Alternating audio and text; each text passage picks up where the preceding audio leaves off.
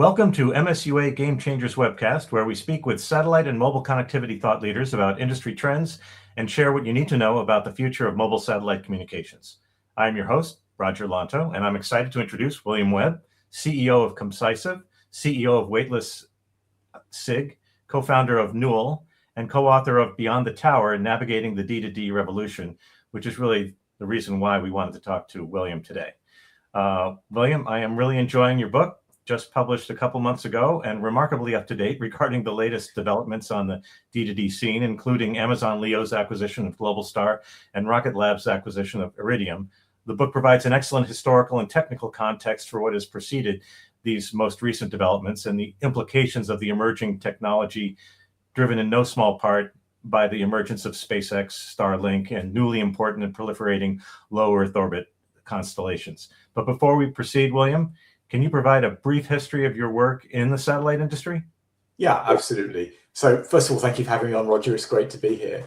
I've been involved in telecommunications for 35 years. Much of that actually has been on the terrestrial side and also in the world of spectrum. So I spent 7 years at Ofcom. I guess my initial brush with satellites was actually when I spent 3 years at Motorola around about the turn of the century, which was just the time when Motorola was having a lot of angst and problems with Iridium. It was up and running, but it clearly wasn't doing what it needed to commercially.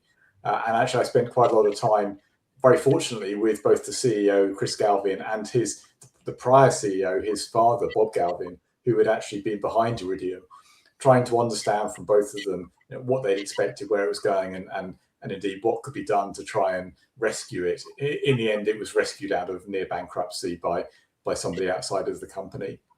But more recently, actually, I spent a lot of time involved with satellites between 2022 and 2024 when I joined a UK-based consultancy called Access Partnership and worked for them for a couple of years. They have a big satellite presence, and in particular, I ran the project that was behind all of Apple's regulatory and ITU filings that enabled the iPhone to then end up with satellite connectivity.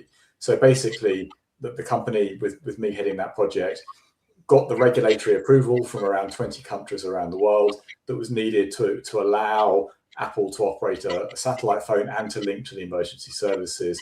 And we worked through the ITU and through the World Radio Congress meetings to make sure that Apple, through Globalstar, which is who they were working with, had the relevant satellite filings that they needed both now and in the future and could protect those filings and so on. So deeply involved with that project to launch the iPhone satellite service, which was tremendously interesting and great fun. We also, Access Partnership also was deeply involved with Iridium, have been for many years, and worked essentially to continue to protect Iridium's rights to its spectrum access, and also it had perpetual issues with radio astronomers and others to kind of pick up on those pieces there. So a lot of deep involvement there. Having left Access Partnership a couple of years ago to found my own small consultancy, I've then been doing a lot of bits of work for many of the, I would say, the older satellite companies, the Viasats and similar of this world, helping them with various issues that crop up around the world in terms of regulatory filings and things like that. So a pretty broad spectrum of activity across that space. But I would say still actually only about a third of my work is probably satellite, which is quite helpful in a way because it allows you to understand the bigger picture, because of course, as we'll come on to talk about, satellite is now potentially eroding into the terrestrial space. So knowing that space well is actually quite helpful. 100%. So at first blush, the D2D opportunity looked like something simultaneously monumental and trivial from my perspective, not coming out of the industry. There was the prospect of blending terrestrial and non-terrestrial standards and regulations, enabling shared spectrum for the first time. That was the monumental part, and the idea of satellite operators having millions of devices suddenly added to their networks. But the applications seem to be a collection of low bandwidth opportunities, including SOS and text messaging and IoT use cases. Is that a proper framing, or should we be thinking about this differently? No, I think that's exactly right. And I went through the same kind of thinking actually when I was involved with the Apple iPhone project, because at first, as I was working on that, I was thinking, wow, this is game changing. We've never had a handset being able to talk directly to a satellite before. This is just absolutely out of this world. When this launches, it's going to be the biggest news across the whole of the cellular industry for years. And Apple did make quite a big splash about it at that launch. But actually, things went quiet very quickly. And whilst it's used, it's a good service. And there's certainly been cases of people documenting how it saved lives in certain situations. It hasn't actually really changed that much. It's kind of valuable in odd occasions, more so for people who might be intrepid adventurers or similar, less so for people who spend most of their life in and around civilization.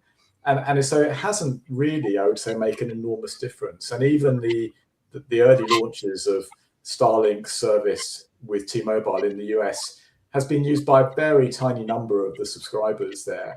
So it's a valuable service. It clearly has some importance, but it hasn't really changed very much, I would say, at this stage. So, on second thought, with multiple spectrum-centric acquisitions, SpaceX and EchoStar, Amazon Leo, Globalstar, Rocket Lab, Iridium, and these may or may not be done with, and the prospect of global satellite cellular service provisioning, with SpaceX alluding to a mobile market entry. In your own webinar recently, there was an allusion to the charter conversations.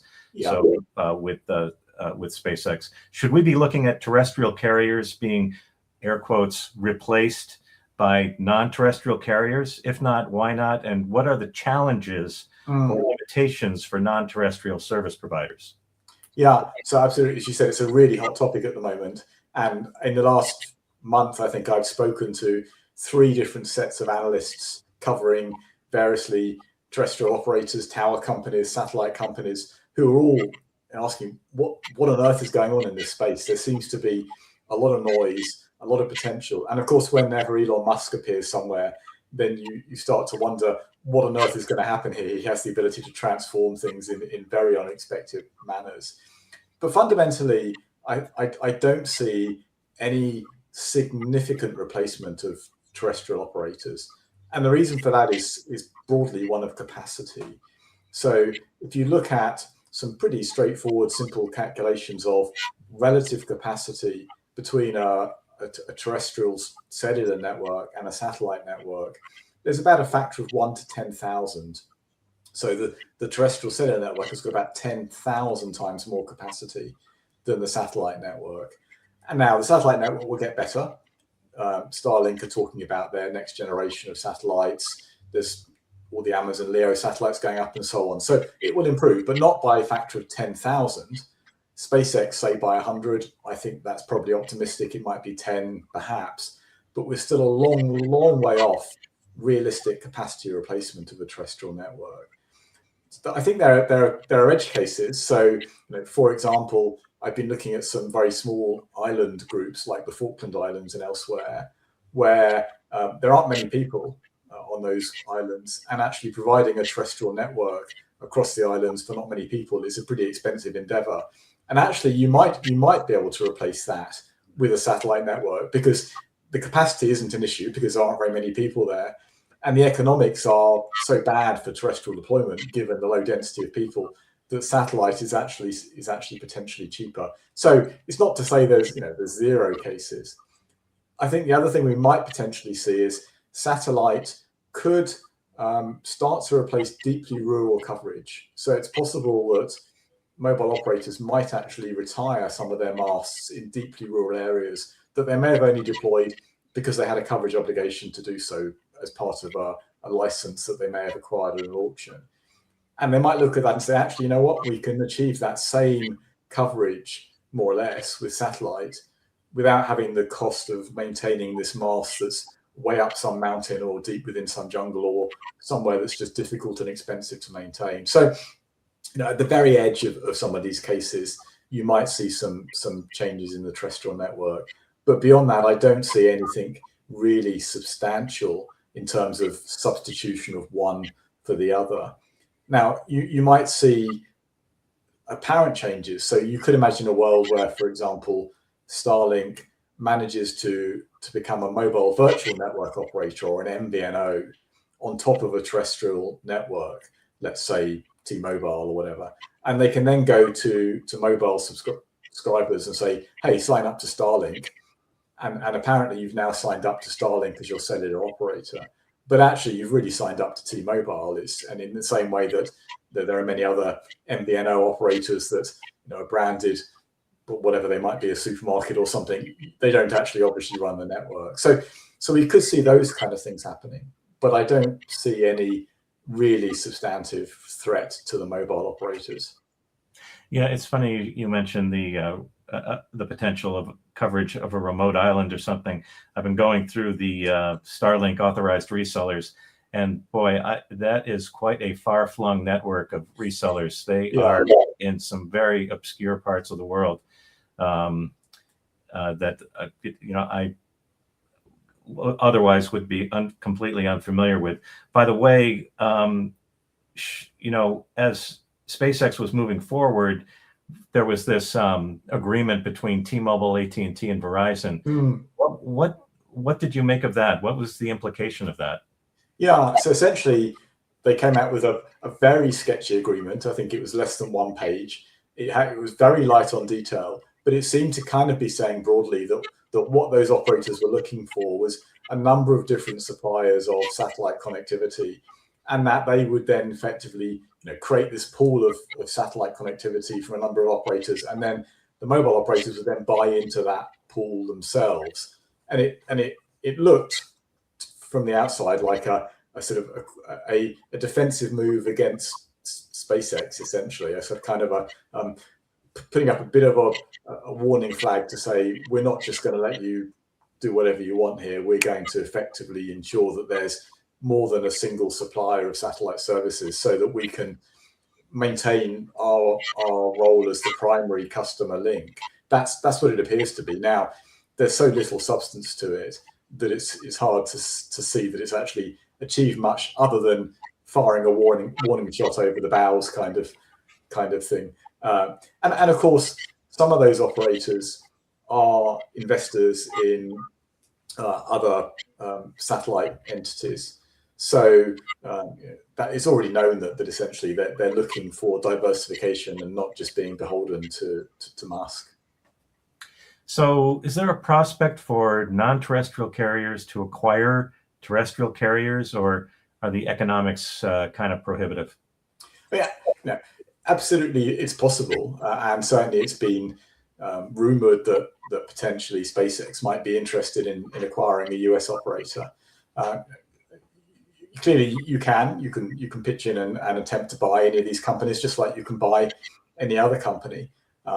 It would cost a couple of $100 billion in the US. I think I totaled up, but if you wanted to buy a mobile operator in most of the major countries in the world, it would cost you a little over $1 trillion to effectively buy those. Ouch. That's an awful lot of money. It's just about plausible, I suppose, that SpaceX might somehow manage to get all that together and manage to effectively then build an international chain of mobile operators. But I think the key question for me is, why would they want to do that? Mobile operators are not the most profitable of organizations. They make a small return on investment, generally less than most other companies, certainly a lot less than the sort of hyperscalers and the top 7 magnificent tech companies in the US and so on. So essentially, a company like SpaceX that is hoping for rampant growth and would be investing a large chunk of its money in an organization that was very unlikely to grow and would just be a low return on investment, unless they could do something that transformed the acquisition. But it's so hard to imagine what that could be. And certainly, owning operators across multiple countries has been tried many times in the past. Vodafone tried it in the 1990s with acquisitions across the world. And there's been many other entities like Deutsche Telekom, Telefonica, and others that have tried to spread across multiple countries. And actually, it's generally not gone that well. And for the most part, they're now retrenching back to a smaller number of countries. So it's not clear any of that makes any commercial sense. But if you were empire building and you really, really wanted to do it, then yes, you could. Turns out running a carrier can be a real headache. Absolutely. Yeah. Maybe there's a lot of regulation and other issues that continually crop up that keep you, bogged down in a whole load of bureaucracy, really. you don't need to add their headaches to your existing headaches. No, exactly. So what is the actual size and prospective size of this emerging D2D market? Yeah, it's a really good question, and absolutely nobody knows the answer to that. And if you look at the estimates from all sorts of analysts, they vary hugely, and I think it depends enormously on your assumptions as to how many people are going to use it and how much they're going to pay to do so. So, the one extreme, everyone who's got an iPhone has got satellite connectivity, and they pay nothing for it. So the size of that market is zero. Right. Apple, I guess, assume that it actually benefits them in selling more iPhones, so there is some upside for that. But in terms of direct revenue from that satellite connectivity, that's zero. And of course, that's about half of the world run on iPhones. So already you could say, well, half of the market's gone and nobody's paying anything much for it. Companies like T-Mobile have suggested that they might charge $10 to $15 a month for satellite connectivity, although for the most part they bundle it into their higher tier of their overall bundles. And I guess they hope that encourages people to move up from a lower tier to a higher tier, and so they get more revenue. But nevertheless, it's kind of a potential price point. Some people might pay $10 to $15 a month, perhaps. But if you look at the utilization of it, it's hard to imagine many people would do that, and apart from those who are frequently in areas without cellular connectivity. So it's very, very difficult to size that market. In the book we look at it, and I think over a 10-year period we come up with numbers that are sort of the order of, I think, something like $50 billion potentially over 10 years for the size of the market, which is a big number. But then that's over 10 years and then spread over multiple companies. And it turns out it's actually quite difficult to make a profit purely on the back of a D2D service. But companies like SpaceX might well be able to do it because actually the satellites they're putting up there are multi-use satellites. So they also provide the Starlink broadband service as well as the D2D service, and bundle all of those revenues together. And that does actually start to cover the cost of the satellites.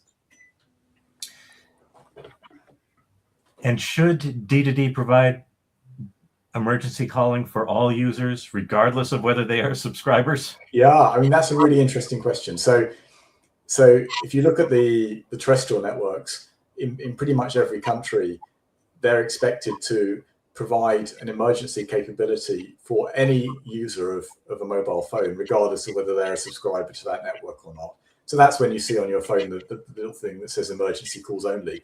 Essentially, it means that you have no coverage from your own network, but you do have coverage from another network. And that other network is expected to effectively deliver an emergency call should you need to make one. And you can see why that's attractive to regulators and citizens, of course, that essentially it's giving the maximum possible chance of reaching that. So you could argue by extension that if that operator that you're now essentially roaming to has a satellite service, then of course that should be offered as part of the emergency calling capability. And therefore you should essentially be able to do that without even knowing you're doing it in some respects. So that would be a logical extension of the ruling. But the problem is if you push that too far, then the advantage for any one operator of offering satellite connectivity starts to go away, because the biggest advantage, at least at the moment, is the fact that you can make an emergency call if you really need to, if you're stuck. But if you can do that regardless of whether your operator has got a satellite deal or not, and indeed whether you've even signed up to a satellite deal or not, then that takes away any of the real reason for any operator to have a satellite deal. So I think there's a bit of balancing and care that's needed there by regulators. But as far as I know, I've not seen any regulator actually address this question yet, certainly not with a public statement, not as far as I know even thinking about it privately. Now, I wouldn't know in many cases, but in some cases, regulators do ask me to help with that kind of thing. So I might have heard something about it. So yes, I think that's an important question, both for us as citizens and for the future of D2D service. It also was a question brought up on the webinar that you put out around the book about, and I think we have the phenomenon in the US as well. National parks don't have cellular coverage for the most part. And there was a suggestion that, certain, preserved areas would not want to have a big, ugly antenna in the middle. Yes. So I'm assuming D2D addresses that market as well. Yeah, absolutely. And in the book, it was an example actually from where I live in the UK. It was actually from the area in the Lake District. So it certainly overcomes the issues that are there. That it's very hard to build a mast because you can't get planning permission because you're spoiling the natural beauty of the environment. So D2D essentially provides a way around that problem. It provides coverage into that park, and for the most part, people in that park are there because they want to walk or hike or whatever. So I'm guessing most of them are not unduly concerned about the fact they can't stream video at 10 megabits a second, but they would potentially like to be able to update their friends that they've had a problem and they're now going to be 2 hours late to get back to the bus or whatever it might be. And should the providers of D2D, satellite providers, should they support legal intercept? Is there a data sovereignty issue? Potentially. So at the moment, in most countries, most mobile operators have a whole range of security-related conditions that they need to adhere to. So legal intercept essentially is the ability of the security services, whoever they might be, to intercept and listen in to calls that are made by whatever suspects that they have under watch. And more broadly than that, to know where the phones are, what they're doing, who they're connecting to, because all that information clearly could be very useful in an investigation for a terrorist or an individual that's doing something unwanted. So you can imagine that in principle that should all extend to satellite as well. Again, if a mobile network is kind of offering a service that includes satellite, then why wouldn't all of that naturally just flow through to the satellite? But the problem then is that, of course, you're bringing in an entity that has no real national sovereignty. So let's say this is in the UK, it's O2, I think I have a deal with Starlink, and my call goes through Starlink, but Starlink, of course, is a US organization. That call, having left my phone, may not touch UK soil ever again, potentially. It might go from one satellite to another. It might be downlinked in somewhere in Europe. It might end up in a data center wherever in Germany or something like that. So imposing some kind of legal intercept starts to require entities that are not national players to do things. Now, those entities might just refuse, potentially, or they might decide actually it just makes their life too difficult. And we've seen some of this when things like social media companies have onerous obligations placed on them by national governments. They sometimes go as far as pulling out of countries. So again, it's one of those quite tricky ones where I think there needs to be a bit of a question asked around how important is it to have legal intercept, including on satellite connectivity? Is that really critical? And I don't know the answer to that because I'm not a security service expert. And if it is, will we actually potentially threaten the chances of having satellite connectivity by imposing these kind of onerous requirements onto the satellite? And more broadly, actually, we're in a world anyway where I suspect most voice calls are no longer just voice calls over cellular connectivity. They're WhatsApp calls, or they're calls that use Telegram or other kind of encrypted mechanisms. And so you can't really intercept them and listen to them anymore. The best you can do is notice that an IP stream has started from the phone and it's ending up somewhere over there. So I suspect the value of those kind of intercepts is declining anyway. Should be an interesting debate. Yes. Ongoing. Now, the next two questions I have I think you've already answered. One is, might Starlink compete with national operators and upset the competitive balance? And I think we've already kind of addressed that. And then can D2D be used to fulfill coverage obligations? And I think you've already commented on that. So we can proceed to the last, more weighty set of questions, which is, what comes next? What does widely available broadband from space look like? What are the capacity limitations? And what are the regulatory concerns? Yeah, absolutely. And it's hard to know what comes next in some respects, because SpaceX they put out a certain amount of information, but not a vast amount. So it's always a game of trying to second guess what they really might have in their next satellites, what its capabilities might really be, where it might go, how many more satellites there might be. And of course, we've got new services coming on from AST and from Amazon Leo. So it's hard to know, but I think we can be fairly sure that whilst the satellite service will improve, it's probably not going to improve as far as a 4G type service.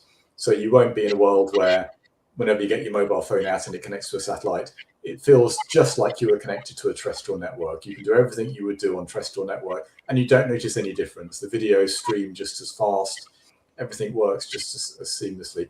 That world, I don't think, is possible in any kind of future trajectory that I've seen.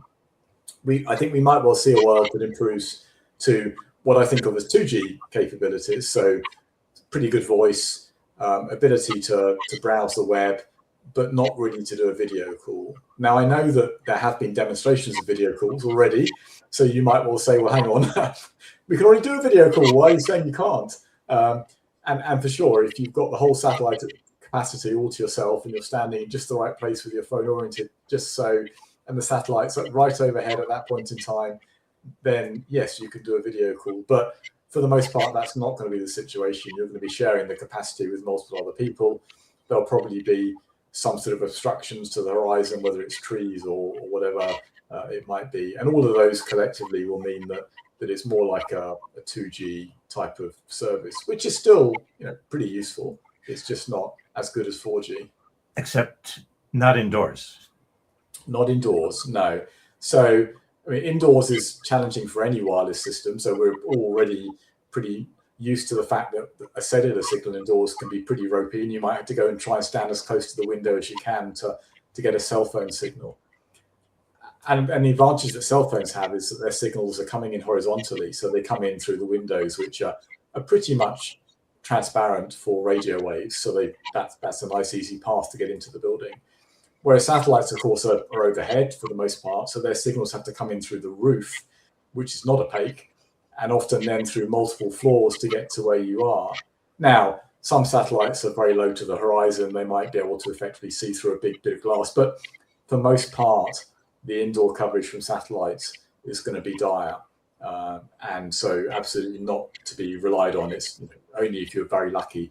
You really would have to go outside in order to get that satellite connectivity. Now, in our email exchange in preparation for this discussion, you did make a reference to some of the limitations for satellite connectivity in automobiles. And, can you elaborate on that a little bit? Yeah, sure. So it's a bit like a building in a way. If you've got a terrestrial signal, it'll come in through the windows of the automobile. But if you've got a satellite signal, it's going to come down and hit the roof of the car. And car roofs vary, but most are metal plates, which are pretty terrible for radio signals to get through. Some have got sunroofs or whatever, which is a bit more helpful. But for the most part, it's not a particularly ideal route into the vehicle for the satellite. It's better than... But the 5G AA says we're going to have broadband to the car from satellites. Yeah, and indeed, I've been talking to people who've been trialing it in various drive tests and so on. And the message is we have been able to get it to work, but it's only messaging, so text messaging. And often it can take a couple of minutes to send a text message to get through from the car. So it's nowhere near as good as the capability when you're outside of the car. So yeah, something works, but it's a significantly inferior service to what you don't get otherwise. Now, you can improve it a lot by having an antenna on the roof of the car. If you did that, actually that would dramatically change things, because you could have a nice big antenna that was actually steerable and did all sorts of clever things. And then we broadcast Wi-Fi or whatever inside the car. That would be a huge change, but that's something I doubt automobile manufacturers will want to do, apart from on the most upmarket of cars. I don't know. 5G AA. It's pretty convinced that we're going to have. Yeah, of course. So you know that world better than me. Yeah, maybe you're right. It's not. It'd be interesting to see. Not in a year or two. I mean, we're talking probably 4 or 5 years at least. Yeah. Okay. Well, you've exhausted my questions, William. So thank you for your time and for your insights. And if I want to check out Beyond the Tower, where do I find it? You can find it on Amazon. Just type in Beyond the Tower and William Webb or something like that. And you've got a few other books there as well. I've written a lot of books. This is my 22nd, so yes. Wow. There's plenty of other material there if you want to delve further. Very good. Again, thank you for your time. So I want to thank the Mobile Satellite Users Association for hosting these sessions. You can learn more about the MSUA at msua.org. You can learn how to get our weekly newsletter that gives you updates on everything that's happening in the industry and shares information about upcoming events. And you can also find out how to become a member. We look forward to seeing you next time on MSUA's Game Changers webcast. William, thanks again. Thank you, Roger.